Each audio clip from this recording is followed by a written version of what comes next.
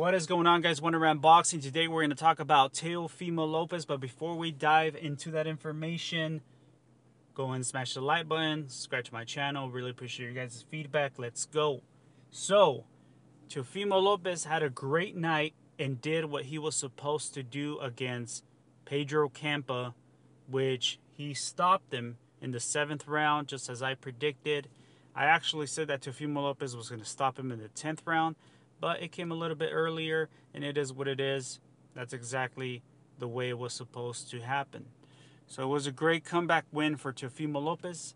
His debut at 140 pounds. You know, he had stated that he couldn't make weight anymore at 135 pounds, that it was literally becoming very difficult for him.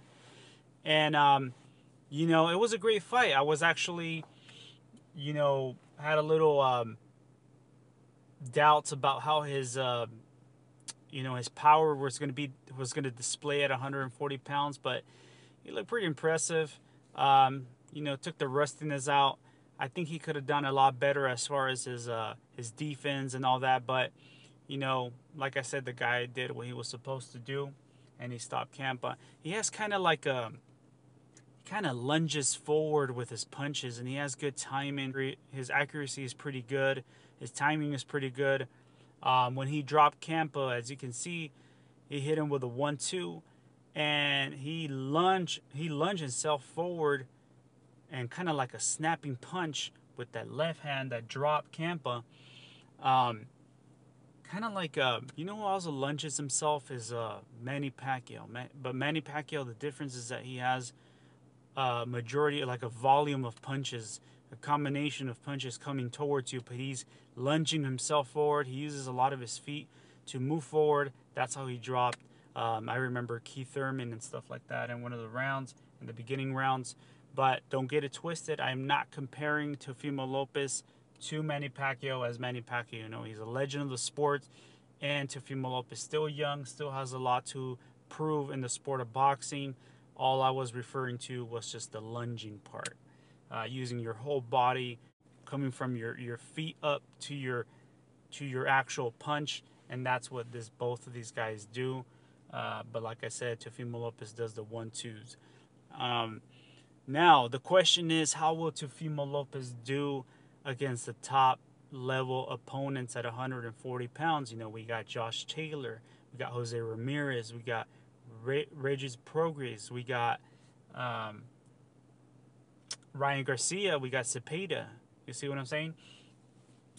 We got Arnold Barbosa, who was actually at Teofimo Lopez's fight, and they had an interview with him where he stated, and he said, you know what, I respect Teofimo Lopez, but I see a lot of flaws in him. I am not Campa, and I want this fight.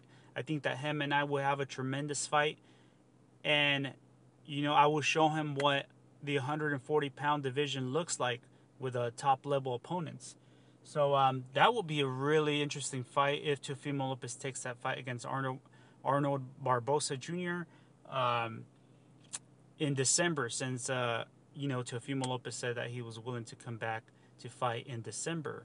I think it was December 10th, but we'll see what happens there. It will be a tremendous fight if he fights someone like Arnold Barbosa. But if Teofimo Lopez improves in his defense, improves in his footwork, adds more volume to his punches, you know, his speed is okay, but his accuracy and his timing is actually pretty good. I'm not gonna lie, it's pretty good. And if he can improve his defense a lot better in his foot movement and all that stuff, kind of box in and out, you know, at some point, because you know, like I said, it's going to be a lot tougher to knock out this fighters. But Teofimo Lopez can be big trouble for a lot of these guys. I actually, like I said, if Teofimo Lopez, and most of you guys are not going to agree with me on this one, and some of you are going to say that I'm delusional or, you know, whatever, but everybody's entitled to their own opinion. Sometimes you're right and sometimes you're wrong, and you know, nobody's perfect, but at least you're able to give your own opinion, right? So what I'm trying to say here, guys, is that if Teofimo Lopez improves, and what I'm trying to say, I think he actually beats Josh Taylor. I think he actually beats Regis Prograis. I think he actually beats someone like Ramirez. And I personally think that a tough fight for him will be Arnold Barbosa. That's why I would love to see him fight him in December. And if he was to fight him and come out victorious against someone like Arnold, then Teofimo Lopez is a threat in the 140-pound division. I mean, look at Josh Taylor. In my opinion, I think he lost that first fight against Jack Catterall. But in the rematch, I do have Josh Taylor beating Jack Catterall because he's going to make the adjustments and he's going to come out victorious. Just the same way Canelo Alvarez was victorious against Triple G, and just the same way Jermell Charlo was victorious against Brian Castano. But anyways, guys, my point here is that anything can happen in the 140-pound division. But what do you guys think? Who do you think Teofimo Lopez is going to fight next if he possibly fights in December? Do you think that Teofimo Lopez is going to do really well against the top opponents at 140? And do you guys think that Teofimo Lopez could become undisputed at 140 pounds? Maybe. We'll see. With that being said, leave your thoughts in the comment section. Peace.